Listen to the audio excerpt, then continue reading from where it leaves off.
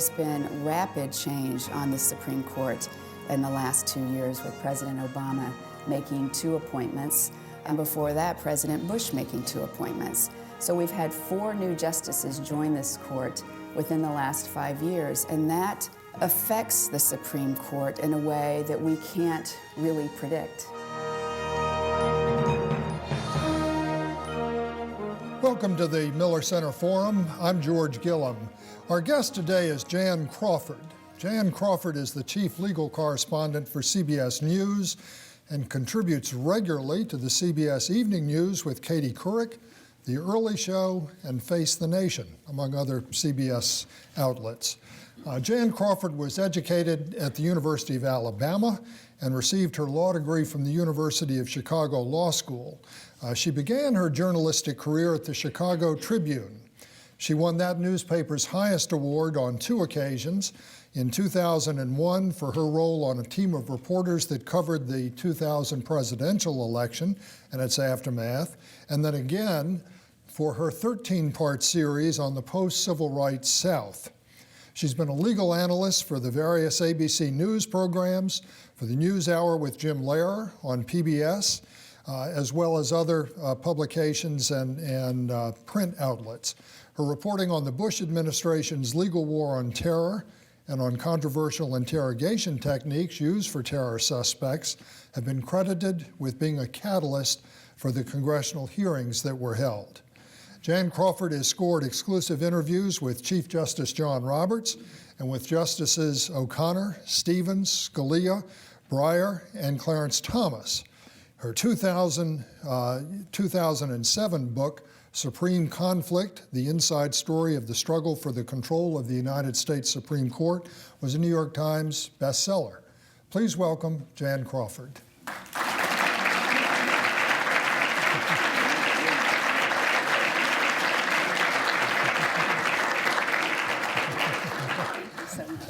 Thank you.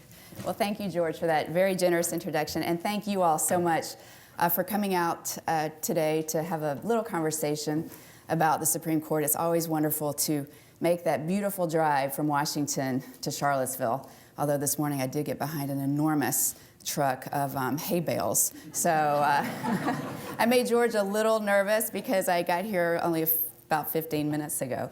But it's wonderful to be here, and I did enjoy the drive. I was in New York last night for a play, moderating a talk back afterward called The Scottsboro Boys. Are you, I know, all familiar with that case? That's obviously very close to home for me because I grew up in Morgan County, Alabama, which is the site where the second trial was held in that infamous case of really quite almost unimaginable injustice. And so it was my great privilege to be on the stage with this fine cast and with some of the people who were involved in not only the Scottsboro Boys Museum in Scottsboro, of course, but also the granddaughter of the judge who, at great personal cost in the 1930s in Alabama, set aside the second conviction in that infamous case. And why I mention this is because that case led to 2 landmark rulings in the United States Supreme Court, including one that said it was an equal protection violation to exclude African Americans from jury service. And I think that as we talk now about the court, the cases that are on the docket, I think one of the things that's always fascinated me about covering that place is how such events can lead to these astonishingly important cases that affect all of our lives. And that was a case with 9 black boys on a train in Tennessee going into Alabama, and it led to a landmark ruling that really ensures equal rights and equal protection for all of us.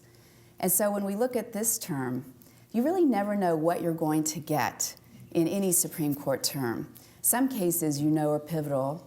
Some may not seem that significant, but then the ruling, when it comes down, will be monumentally important. This year, the court's only been sitting, of course, since October. And I'm sorry, George, since we're here to talk about the fall term, most of those cases have not been the kind of really big exciting cases that you expect to see in the constitutional law books and that people will really know by their first names, like Roe or Miranda, some of those great cases, those seem to still be a year or two away. For example, in the pipeline are cases about federal health care legislation, which now is being played out in at least 3 district courts across the country, including here in Virginia. We'll also, at some point, have up at the Supreme Court the gay marriage dispute that's now unfolding in California, challenges to don't ask, don't tell, a major challenge to Arizona's new immigration law that allows police to ask for identification when they stop people so they can check their immigration status. But those cases are still a year or two away. This year, we've already had arguments in some interesting cases. For example, can states prevent minors from buying these violent video games, just like they can keep pornography out of the hands of minors? The justices seem very skeptical because that's a difficult line to draw. What's violent? What constitutes violence? Do they really want to create a new class of speech that's not protected by the First Amendment? We also have a case that will be argued in the spring that looks at whether or not hundreds of thousands, possibly up to 1.5 million women can sue Walmart as a group for sex discrimination. That could be a highly significant business case. We'll have arguments, so we don't know what the court will rule yet because we have no clues yet. My guess is that Walmart might have a relatively receptive audience in this new Supreme Court. So what I thought I would spend part of the time today talking about, and I know we're going to have questions as well, so I would really be, one of the things I like about coming here is that you're such an informed audience that it's fun for me to be able to talk to you guys as well. I thought what I would focus on is what I think is most striking so far about this fall term, and that is we have 3 women for the first time ever on the Supreme Court, and if you can believe this, a dramatically new court than what we had seen for more than a decade. There has been rapid change on the Supreme Court in the last 2 years with President Obama making 2 appointments, and before that, President Bush making 2 appointments. So we've had 4 new justices join this court within the last 5 years, and that affects the Supreme Court in a way that we can't really predict. The Supreme Court, when I started covering the court, and if I may just make a brief diversion because I see Professor Abraham in the audience, who, as you all, I assume most of you are familiar with Henry Abraham, and it's wonderful to see you. I'm an enormous admirer, so it's great to see you, sir. Yeah. So as all the things I said about what a delight it was to be here at the Miller Center and be here with you, and George, thank you. Let me just say that's now times 100 because Professor Abraham is here. But when I started covering the Supreme Court in 1994, that was, of course, the year that President Clinton put Steve Breyer on the Supreme Court. And that Supreme Court would remain intact for the next 11 years. It was the longest period in history that the Supreme Court had gone without a change in membership. No retirements, no untimely deaths. It was that group of 9 on the Supreme Court. And as a result, very predictable patterns emerged. You had really kind of the 4 predictable liberals, you had 4 pretty predictable conservatives, and then you had that key swing vote justice, Sandra Day O'Connor, in the middle. So covering the court for 11 years, when you would go in to see an argument, and you all know how the argument, how many of you have actually been to an argument? Any of you? Other Professor Abraham, I know you have, and George, of course. Well, as you know, each side gets generally 30 minutes to present their case. And the lawyers often, if they haven't been up at that Supreme Court before, will assume, the inexperienced ones will assume that they can get up there and say, the Supreme Court, I'm here to tell you about my case, and this started back in my hometown of Des Moines. That's not how it works. Those justices, and O'Connor was often the one who would jump in first. She invariably would ask the first question immediately, literally within 15 or 20 seconds from the lawyer standing up saying, may it please the court, were jumping in with very focused, intense questions about the case. And you would be able to tell based on the questions often where the justices were going to come down. And there were justices who would play off each other. As we all know, Justice Souter has, of course, left the court now, but often it would be Justice Souter and Justice Scalia who sat side by side, but of course were very far apart ideologically. A lawyer would be sitting there struggling, just struggling to answer a question. And let's say, Justice Souter, who was very focused during the argument. We think of him as this kind of receding, shy man, who kind of had that rundown farmhouse in New Hampshire and ate apples, the seeds and the core and all for lunch every day. True. But at argument, he was intense and focused and determined to expose weaknesses in a lawyer's position. So he would be pressing these lawyers, pressing them, and they would be struggling. And Justice Scalia, almost, you could almost like time it out on your watch. After a minute or two of this, Justice Scalia would lean forward and say, "Well, I think what he's trying to say is," and then proceed to deliver the right answer. And usually the lawyer would say, "That's right, Justice Scalia. You're absolutely right." But as a result of that, you did have this sense of where the justices kind of came down on certain issues. And I was interviewing Justice Scalia a few weeks ago at a dinner, and I asked him about that. Like, what is it like now having such rapid change in this institution? I mean, you went 11 years as a group, and they work very, they all have their own offices, their own staffs, their own law clerks, but they also work very much together and play off one another. And he said, "Oh, it was great. It was great. I knew, I knew where my colleagues were going to come down on a certain issue. It was pretty predictable. It was nice." And I said, "Well, you might want to just say, except for Justice Alito, who was sitting right there in the crowd in the audience as the new justice." But his point was that it was also, I think, for the justices themselves, not a relaxed atmosphere, but a sense that you know each other. And you know the patterns, and you know the arguments that they're going to make. And so when a new justice joins the court, it's very much, as the Chief Justice John Roberts says, almost like when you're with your family at Thanksgiving and someone brings, their new husband, and you've got to get used to a whole new dynamic. Because the Supreme Court, like I said, it's a group of 9 very independent minds. But in many ways, they do define themselves in relation to one another. So a new justice can make a completely new court, as Justice White famously observed. And so now that we have not one new justice in the last 5 years, not 2, but 4, the Roberts Court at this point is very difficult to predict. When people say, "How's the Roberts Court going to be? What do you think?" Obviously, it's leaning conservative now. We've seen them reverse a number of decisions that the Rehnquist Court had set forth. But in terms of the alliances and the dynamics and who's going to be kind of joining forces, we don't know because it's too soon to predict. They don't know. The justices themselves don't have a feel for, say, how Justice Kagan is going to view the Commerce Clause or the First Amendment. All of that is now a work in progress, which makes it, this time, covering the Supreme Court and watching the Supreme Court, such a fascinating place to be. So when we think about that and change and how it's so unpredictable, I thought what I would do is just give you a few examples of how this has happened in the past. If we can look back to see how new justices have really affected the court in completely unexpected ways that no one ever could have predicted.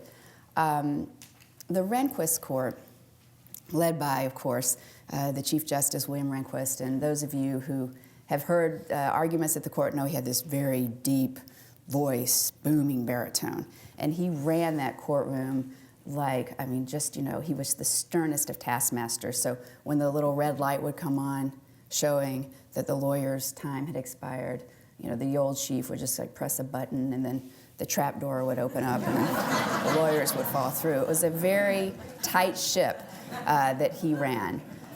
But But that court was in many ways a very striking surprise to conservatives, and in many ways a huge disappointment to conservatives. If you think about it, there were 7 justices on that Supreme Court, led by William Rehnquist, that were nominated and appointed by Republican presidents, 7 of the 9. But on case after case after case, all the cases that we get excited about and talk about that are the ones like kind of those one-name cases that we know about, on all of those social issue cases, whether it was race or religion or abortion, in case after case, the Rehnquist court, with 7 justices nominated by Republican presidents, more often than not, took a liberal path. And presidents actually, beginning with President Reagan, were nominating justices because they were hoping to turn the court away from some of the excesses, as they saw it, of the Warren Court era, to undo some of those rulings on abortion and race and religion that the Warren Court had cemented. But in case after case, that court failed to deliver. And when we look at that court and examine it, why was that? What happened? Why didn't those justices react in many cases the way the presidents who nominated them had expected? And in some cases, some of the nominations were, if you're a conservative here, and if you're a liberal, if you're a conservative, just a mistake. And if you're a liberal, a huge relief. And the justice, I think, who fits that bill most strikingly on that court was David Souter.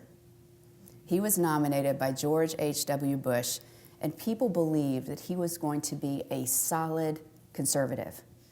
He didn't have much of a record. He'd never written a federal appeals court opinion. He'd only been on the federal appeals court a very brief time.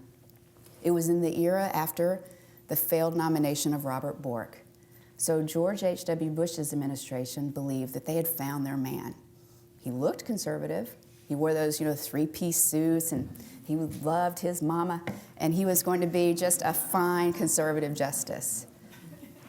But Justice Souter got on that Supreme Court, and after his first term, began casting votes that were liberal, or much more liberal than anyone in that Bush White House had expected. And it began on these clues that he was not quite the man they thought, began almost immediately with his confirmation hearings. During his confirmation hearings, when he was questioned by the Democrats, who were very worried that he was going to be the pivotal vote to reverse Roe versus Wade, they began pressing him on some of these issues. And to their surprise, David Souter started heaping praise on William Brennan and talking about how if legislatures don't act, it is the duty of the courts to step in and fill those vacuums. All of these things, of course, being anathema to conservatives, to the point that Boyden Gray, who was the White House counsel, burst into his offices where the young lawyers were sitting watching this feed on television and said, "My God, what have we done?" Well, what they had done was put David Souter on the Supreme Court and providing a key liberal vote, refusing to overturn Roe versus Wade and refusing to undo many of those key rulings, and in fact, putting them on much more solid ground than ever before. Some of the other justices changed a little bit when they got to Washington. Some people refer to that as an evolution. The Chief Justice, William Rehnquist, never liked that term because he never thought change was particularly good. But if you believe that a justice should get to the court and start maybe thinking things through a little differently and drifting to the left, justices who evolve are a good thing. And to a certain extent, Justice Kennedy was like that. He was appointed after the failed Bork nomination. He was coming off the West Coast. People had thought and hoped that he would also be conservative, but again, he too refused to go as far as conservatives wanted. And then I think, and this is where you really see the dynamics come into play in a group of 9, other justices affected the court in completely unexpected ways. That's where we are right now. We don't know how these justices, Sotomayor and Kagan, even the Chief Justice and Justice Alito, are going to affect this court. But in the past, nominations and justices have affected that court in ways that no one could have predicted. And that is the story of Clarence Thomas. Now, when we look back to 1990, we were talking about the David Souter nomination. Think about what George H.W. Bush was facing. This was a court that he had a chance to mold into a more conservative cast. Because when a president gets a nomination, a lot of things have to line up. For one, you have to be nominating a justice that is replacing someone you disagreed with. And that's what's kind of where President Obama has not been able to achieve as much as some of his supporters had hoped, because while he's made two historic nominations, he was replacing liberals with liberals. So for him to turn that Supreme Court, a conservative obviously is going to have to retire. And when George H.W. Bush was president, that was kind of the bonanza that he was presented with. 1 year, Justice Brennan retires. That's when he nominated Justice Souter. The very next year, Thurgood Marshall, another liberal legal giant, announced that he too was stepping down. So now George Bush has gotten his second chance to replace two liberal icons. Conservatives believe they had scored a victory with David Souter, or they still were hoping after that first term. The very next year, he tapped Clarence Thomas for that Supreme Court. Liberals were terrified. Everyone knew that was the end of Roe versus Wade. That Supreme Court, they were confident, was going to undo that ruling that guaranteed a woman had a right to an abortion. Conservatives were thrilled. Finally, victory was here for conservatives to undo all of those Warren Court rulings. But that term, when Justice Thomas joined that court, the justices instead put Roe on more solid ground than ever before. They refused to allow school prayer at high school graduation. They enshrined the rights of criminal defendants in cases they'd never even looked at before. In those cases, the court, instead of turning to the right, counterintuitively turned to the left. And it was, in many ways, because of the unexpected impact of Justice Thomas. Now, I've talked about this, and with many of you actually, before, that I believe the story of Justice Thomas is really one of the most egregious examples of misreporting in probably modern Supreme Court history. If you think about, and when I'm talking to law schools now, I was going to say if you think back to 1991, but we can think back to 1991, but you know, those kids, what were they, 4 at that time? I don't know. But if we think back to 1991, Justice Thomas had just emerged from those brutal confirmation hearings where he was, of course, accused of pretty grotesque sexual harassment of Anita Hill, his assistant at the Equal Opportunity Commission. The hearings were graphic. He was humiliated. He went on that Supreme Court just battered, bruised, and exhausted.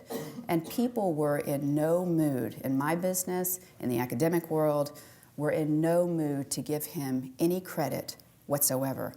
The belief by many was that he didn't belong on that Supreme Court. He shouldn't have been on that Supreme Court. He wasn't qualified to be on that Supreme Court.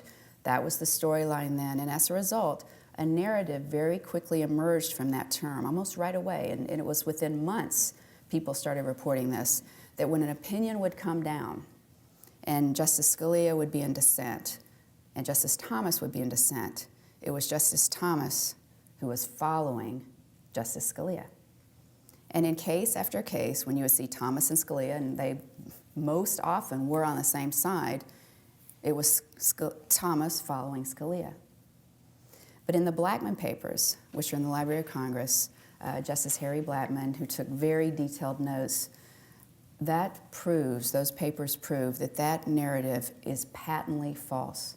And in case after case after case, in that first term, if any justice was changing his vote after the conference, it was Justice Scalia who was changing his vote to follow Justice Thomas, not the other way around. And it happened from the very first conference.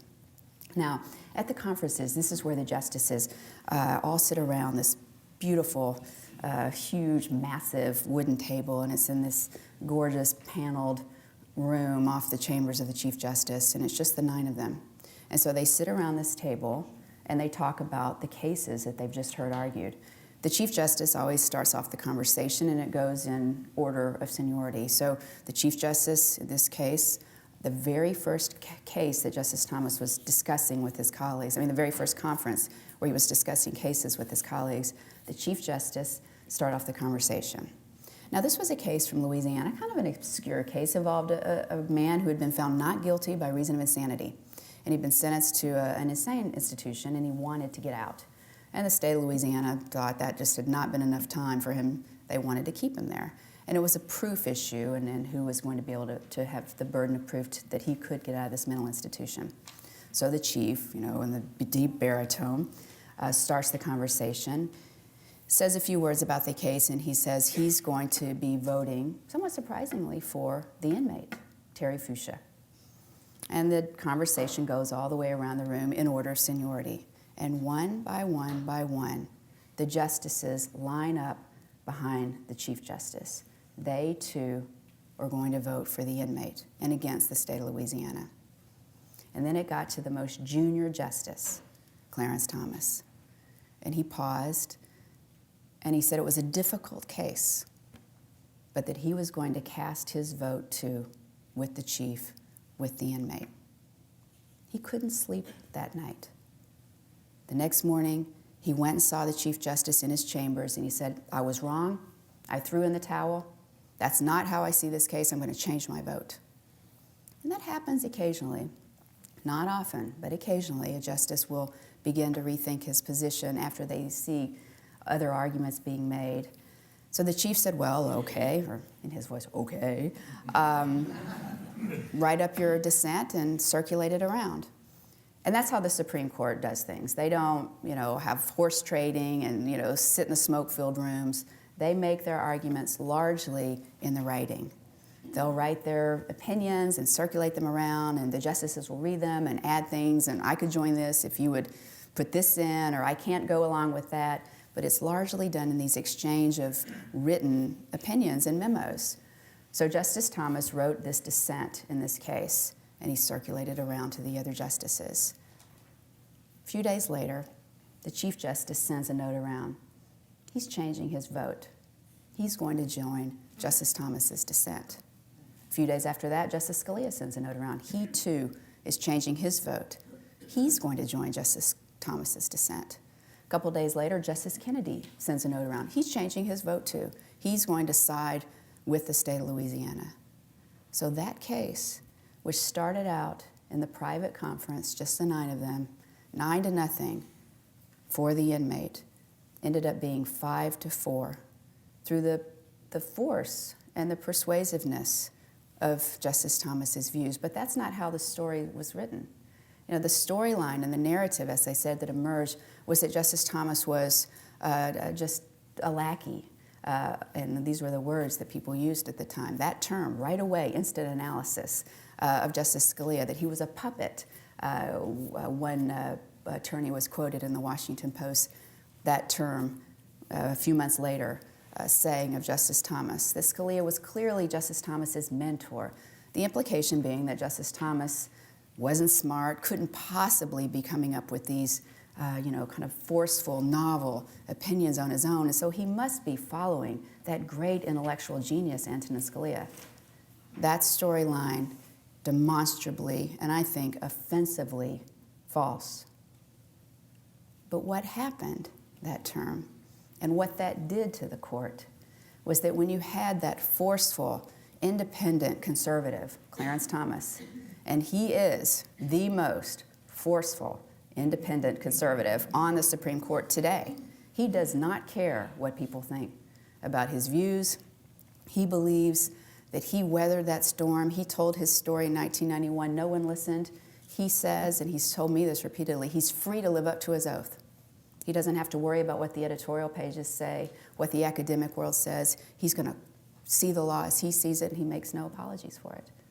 He often is alone in dissent, as you notice, or will write opinions, concurring opinions, that no one else will join. But he has a clear and forceful view of the law, a very conservative view of the law, one that would undo many, many rulings. But when he joined that court, replacing that liberal icon, Thurgood Marshall, everyone expecting all of these opinions to be undone. Instead, as I said, that court began to take a more liberal path that term. And it was because of Justice O'Connor. And this is all again in the papers of Harry Blackmun, who bequeathed them to the Library of Congress and allowed us access to them now. None of the justices will never get. These were so filled with inside information and details that now any justice who steps down, they've essentially have it where it'll be 100 years before anyone can see their papers. But in Justice Blackmun's papers, he saved everything. Every memo, every comment, anything that the justices would exchange.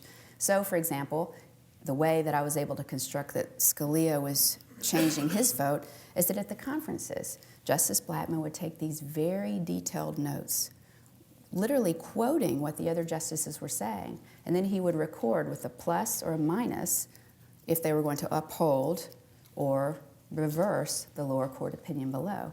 So you could see what the justices' positions were in these conferences, and then you could kind of follow them all the way to the end to see if they had changed their mind or switched sides.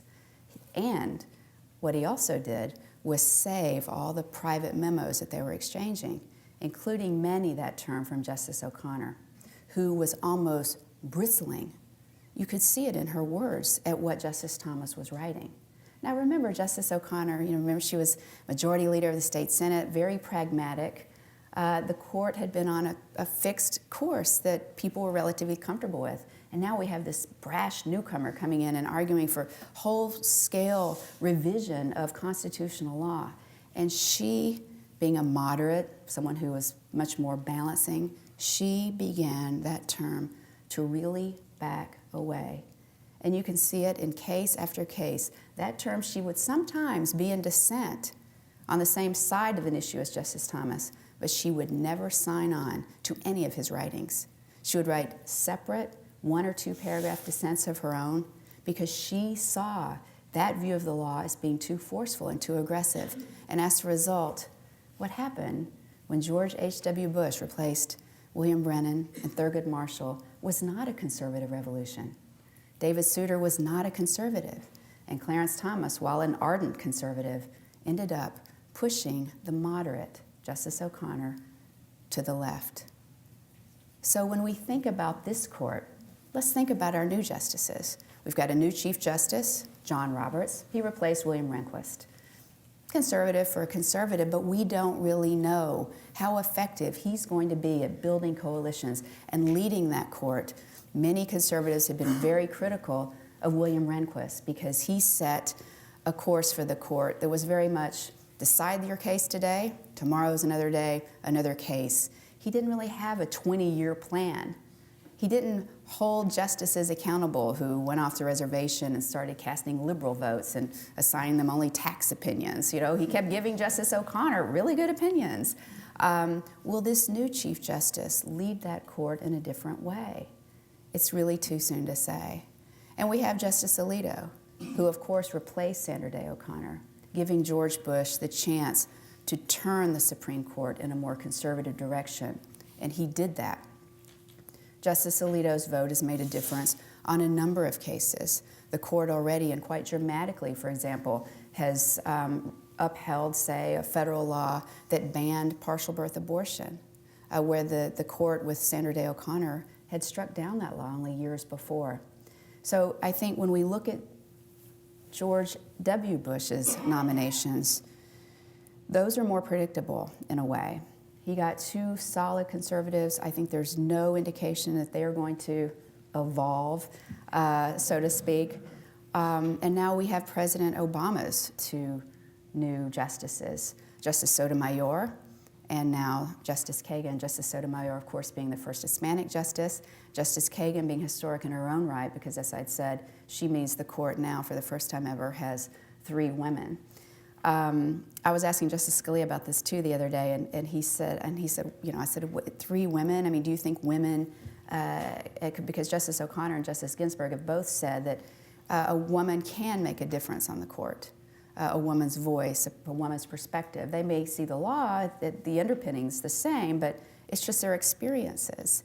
And I've certainly seen that in case after case. For example, a young girl who was subjected to a strip search in Arizona because the school was looking for prescription drug medicine. During the argument, the justices, particularly Justice Breyer, were making the point pretty explicitly that, well, what's the big deal? You know, kids have to go in the locker room and get ready for gym class, and, you know, so what?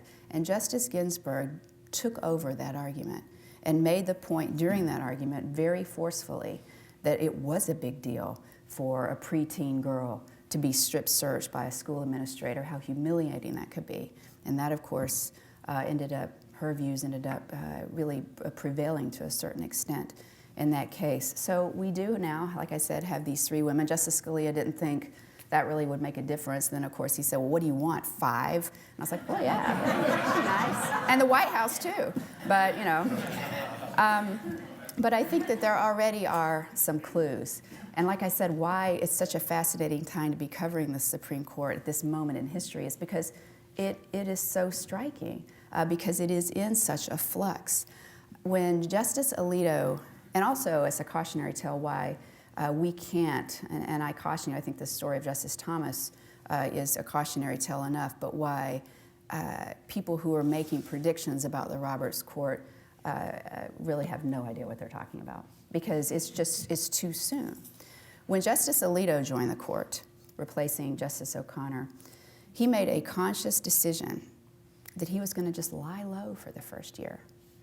When he was nominated to the Third Circuit, he came to believe that he had been much too aggressive.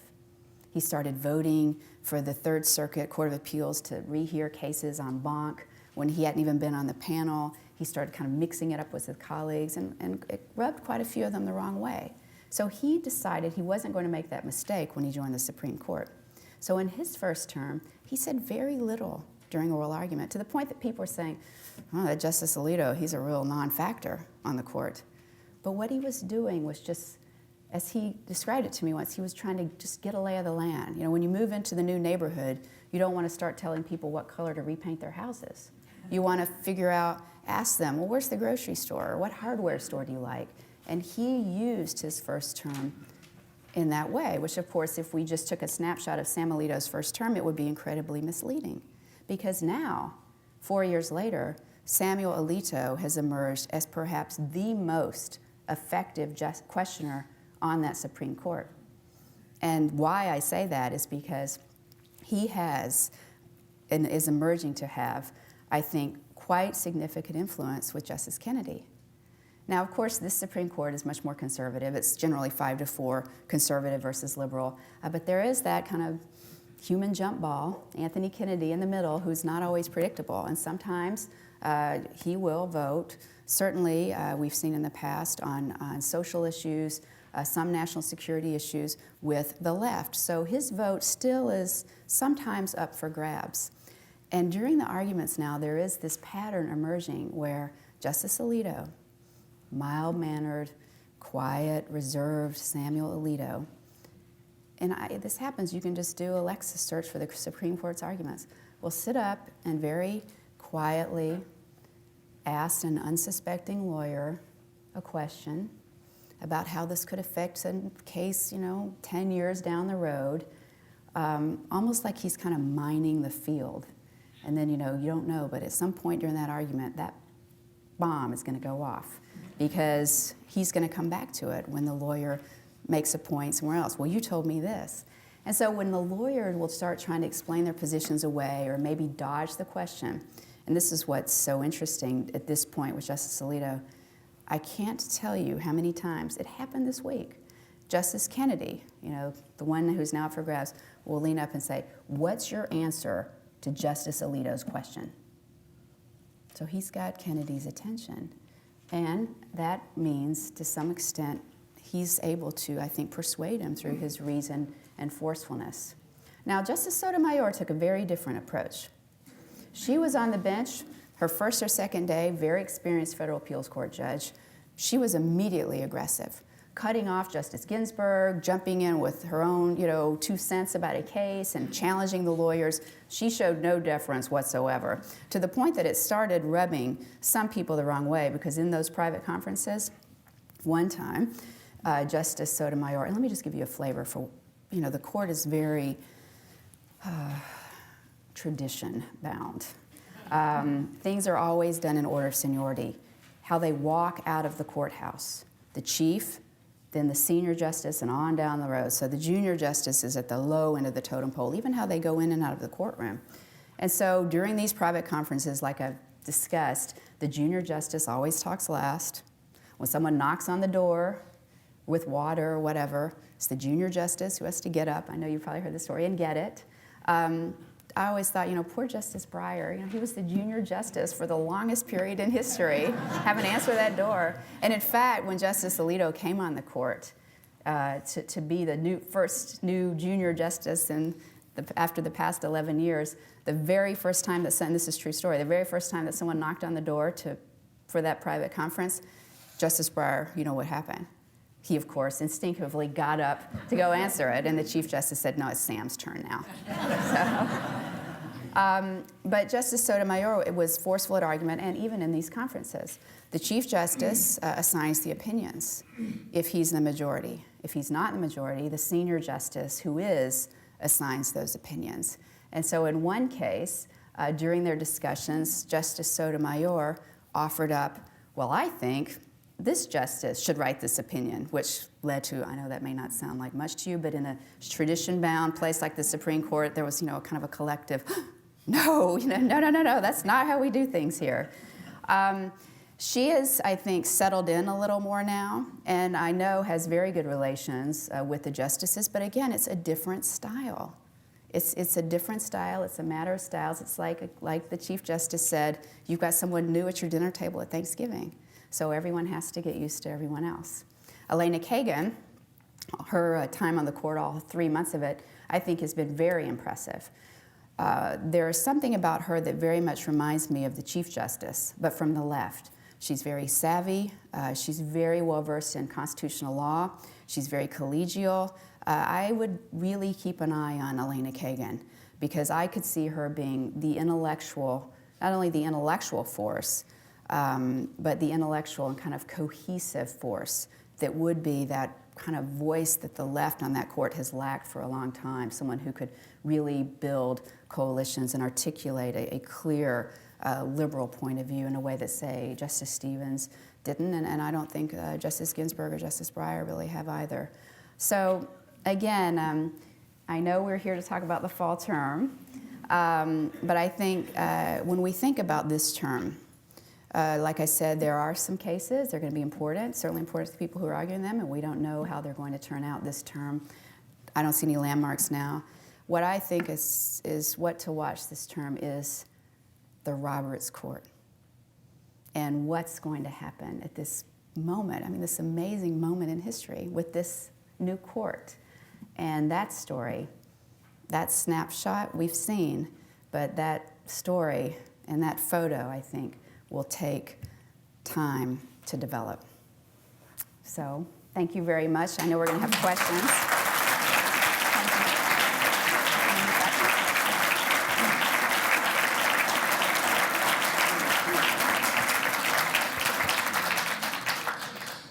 We have got time for a few questions today, and I would ask those who would like to ask questions to queue up in the back of the room. We are joined today by a selection of outstanding cadets from the Fork Union Military Academy, and I have to say I'll be very disappointed if they don't have at least one good question or more. Jan, let me start by asking you to talk a little bit more about the notion of activist judges. Mm-hmm. In every congressional confirmation hearing that I can remember hearing, the nominee has said they respect precedent, they're not going to be activist judges, and they're going to respect what the legislatures have done unless it's clearly out of bounds. And yet, most of the great decisions, the one-word decisions that you've quoted, have been the result of activist courts taking the lead. It is likely, I think, that we would never have had the civil rights legislation that we had in the 60s had we not had some of the court decisions of the 40s and the 50s taking the lead. What is your best guess, based on the evidence you've seen so far, about the areas in which the justices or a majority will choose to be activist judges in this court? What are the types of cases and the areas where you think they'll step out? That's a great question, and I think at the outset, though, we have to talk about what is an activist judge. And those, and I will apologize for some of the labels I use, like liberal and conservative, because it's a kind of blurry term. In many ways, an activist judge, you could say, is just a judge that you disagree with. Because what's an activist to one person and one justice may be restrained to another. And George is absolutely right that, and when we talk about, say, the Warren Court era, those really decisions that shaped the country, that guaranteed equal rights to everyone, that came as a result of failures in the legislatures in the South, including, of course, my home state. The court really stepped in and interpreted the Constitution in a way that would ensure equality for everyone. But what conservatives, and another label I know is tricky, I don't mean a political conservative, but a judicial conservative, believes happened after those important decisions was that the court kind of got used to the fact that they could jump in and set social policy. And so you see, for example, Roe versus Wade being the most controversial and certainly considered one of the most, by people who disagree with it, and I had to use that qualifier, activist rulings, because obviously the words in that ruling that it's hinged on aren't in the Constitution. And that's what led to this great effort to undo some of those Warren Court rulings. Today, and I think certainly in the Rehnquist Court, even though Rehnquist was considered a judicial conservative, they were branded as being an activist court. And this court, which is now 5-4, with more conservatives on the majority side than ever before, at least in the last 10 or 15 years, or longer than that actually, is also being kind of considered an activist court. And in areas you see where this court is making a difference, or in kind of obscure cases, like your ability to file lawsuits and standing, and do you have standing to go in the Supreme Court, or preemption issues. I mean, you can see this court kind of limiting people's rights to go into court. And they would argue, conservatives argue, that, well, that's because that was necessary, because we're trying to kind of bring the court back to a more narrow place where they're not so involved in all these policies. The legislature should be doing it because they're closer to the people, and unelected judges shouldn't make these decisions. But for people who look to the courts, and for liberals who look to the courts, it's a way of really rectifying injustice or protecting the voices of the minority. Those are considered activist rulings. So I think those are decisions that we will certainly see more of. But whether or not you will call them activists or not, I think depends on whether or not you agree with them. On November 18th, Adam Liptak wrote in the New York Times that the majority opinions of the Roberts Court have grown to be among the longest in since the 1950s. For example, the 183-page majority opinion that was more than 48,000 words, that's equal to about the same length of The Great Gatsby. I don't think we're going to get a movie or anything out of that one. That was written for the Citizens United versus Federal Elections Commission case. Do you believe that a longer majority opinion will help the lower courts understand the Supreme Court's decision more? Again, I mean, when we're looking at the Roberts Court, these are kind of these inside baseball things that people are looking at for clues. It's not only that we're having longer opinions, and that was a trend that started years ago because the court's caseload has begun to decline. Now they only hear 75 or 80 cases. It wasn't that long ago they were hearing twice that. But it's also a different approach by our new Chief Justice, who, when he went on the Supreme Court, spoke quite forcefully and publicly. I interviewed him at the University of Miami right after he had become Chief Justice and joined the court, and he talked at length about how he believed the justices should be more unanimous, that to provide guidance to the lower courts, they should strive for opinions that weren't 5-4 divisive opinions with long dissents, but they should be looking for these, kind of 9-0, 8-1 cases, finding common ground. And that was all in his first term. That has proved very elusive, and it was another prong in Adam Liptak's story when he's kind of talking about, Adam is a terrific reporter for the New York Times, very interesting piece he did about kind of not only the length of these opinions, but how they are long, but they're not always giving guidance either, particularly the ones that they're looking for unanimity, because there's not a lot of common ground when you have such different views of the law people are finding. And as a side note, the justices' search for unanimity has actually caused conflict. The Chief Justice, in making that point when he became chief, and again, this shows, I think, these dynamics issues that are so important to understand the Supreme Court, ended up the end of his first term, and I was actually stunned by this because John Roberts was really heralded as this brilliant choice because he was seen as someone who was so collegial, like I'd mentioned earlier, and so congenial, and he had friends on the left and on the right, and he was going to come in and lead that court. He started talking about bringing them all together and finding common ground.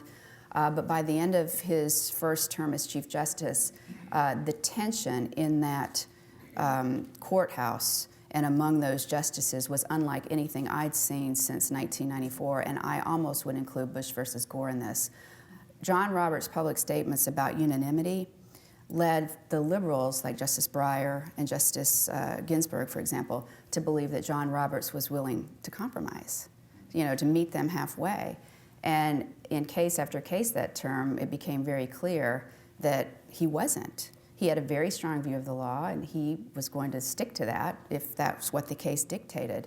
And so by the end of that term, the last day of the term, and this is a case that I think makes both of these points, Justice Breyer wrote a 100-page dissent, literally, in a school desegregation case out of Louisville. It was 5-4, bitterly divided. The Chief Justice wrote the opinion that set aside some of these school desegregation programs. The liberals were outraged. And when Justice Kennedy, who had a concurring opinion, was summarizing his concurrence from the bench, Justice Breyer literally slapped his hand like this and rolled his eyes, and I've never seen that. I mean, I've covered the court since '94, so I know it's a bit. Professor Abram, have you ever seen a justice? So they really were quite divided by the end of his first term, and I think something that no one had expected. One of the liberal justices said to me at the end of that term, just really infuriated, that he'll talk the talk, but he won't walk the walk. So they felt like they had been had, and the conservatives were no happier either, because they thought that had led to all this confusion and what was he trying to do. And they were also very opposed to his efforts to achieve unanimity. Justice Scalia being the most outspoken opponent of that, as you can imagine. And he's actually cast aside the Chief Justice in opinions for basically saying nothing or overturning cases, but not saying that they are, trying to kind of wuss out of the decision, as Scalia would, I'm sure he would use more colorful language than that, would put it. So I think the justices, after that first term, with the Chief Justice's first full term, Justice Alito was on there for half that term. They went their separate ways over the summer. Some went off to teach in Europe like they do. They came back and, they all met at Justice Breyer's house in Georgetown and played charades and sang Kumbaya or whatever they do. And they seemed to kind of settle down after that first term, where the liberal justices had a more clear view of John Roberts and who he was.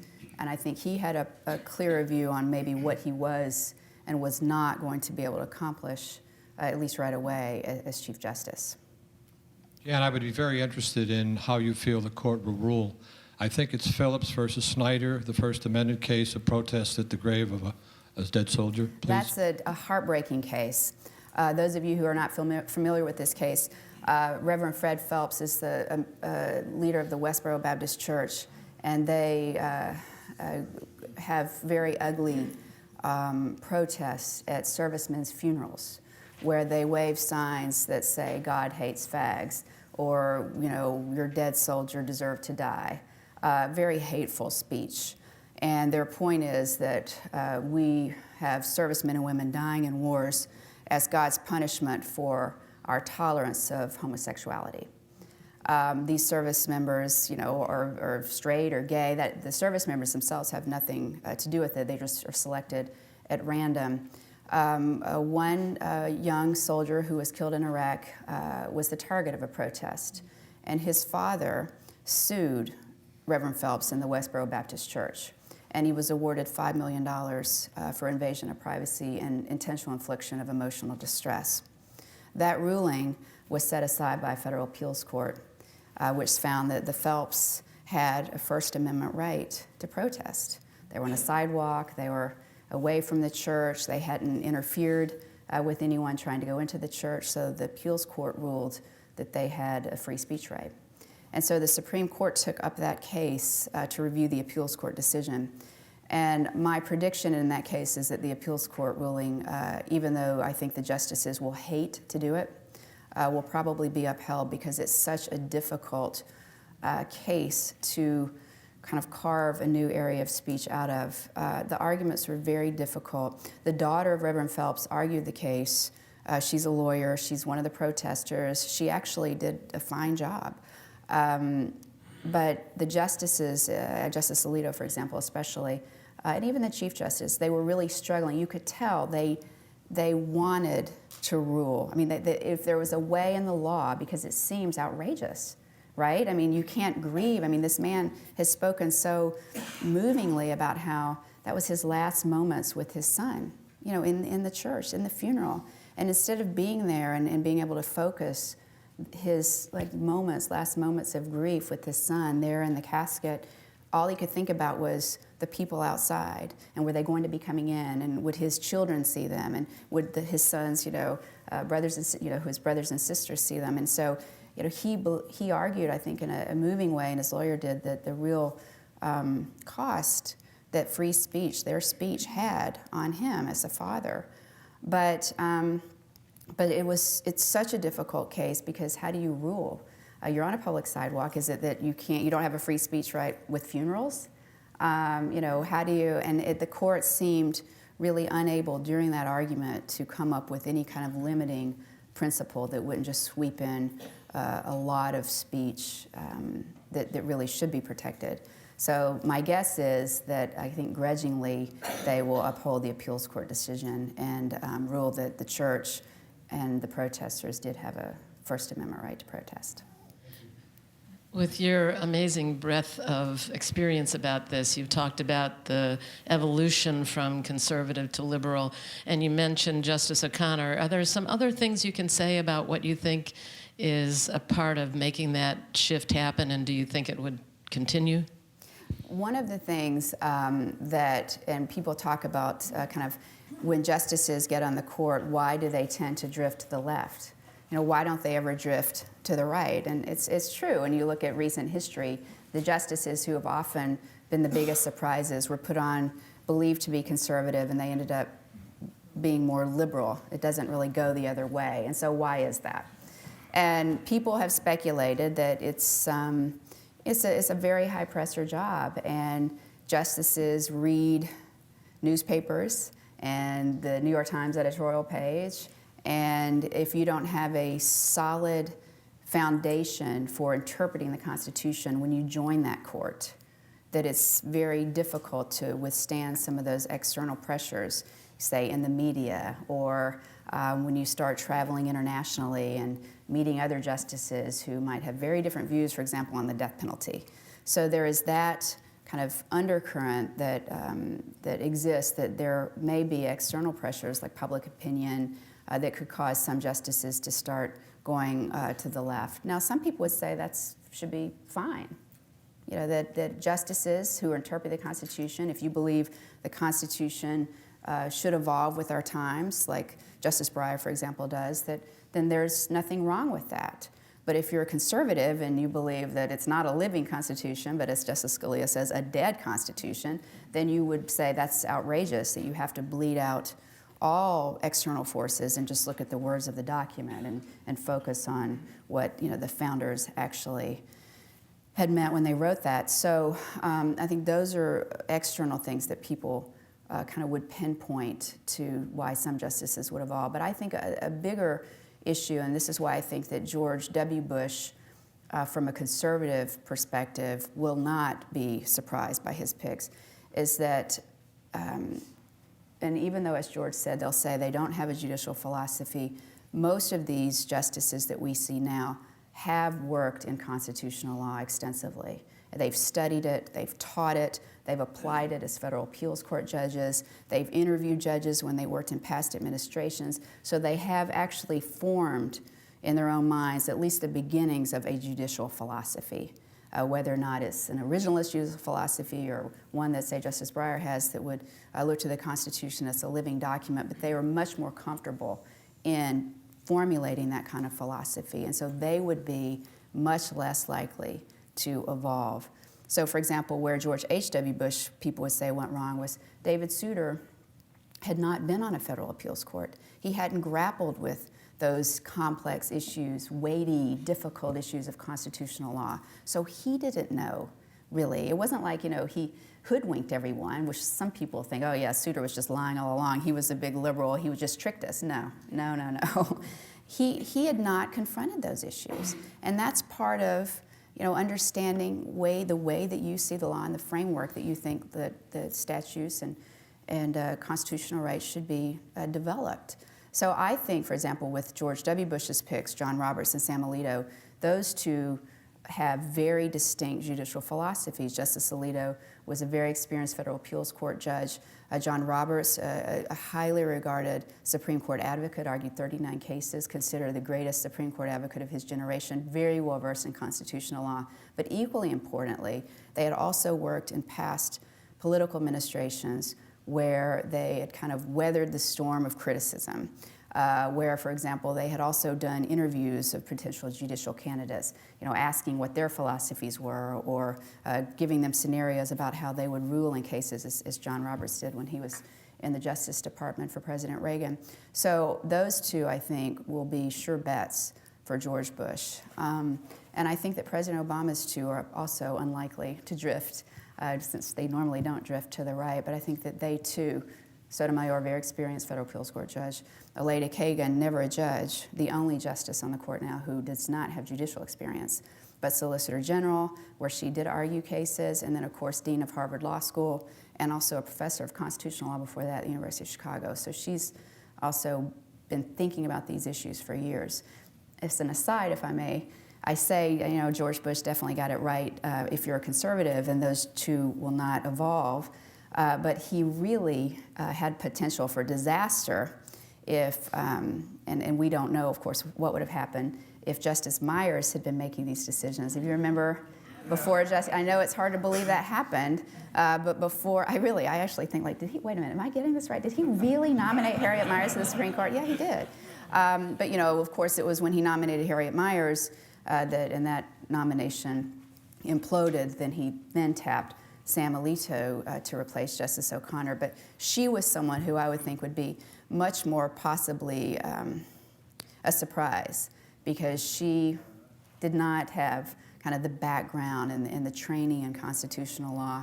She certainly was loyal to George Bush, but once George Bush leaves town, 5 or 6 years pass, you make friends with your new colleague, Elena Kagan, and she's really smart. And, next thing you know, you start thinking, well, yeah, I can kind of see why, the Casey decision makes sense. And, that should stay in the law. So. Jan Crawford's reporting can be seen and heard on CBS News and other CBS outlets. And if you're a Jan junkie and just can't quite get enough from the on-air reporting. That would be my mother, but anyway, no one else. Jan Crawford blogs, which you can reach just by Googling Jan Crawford. Please join me in thanking Jan. Thank you so much for being here. Thank you.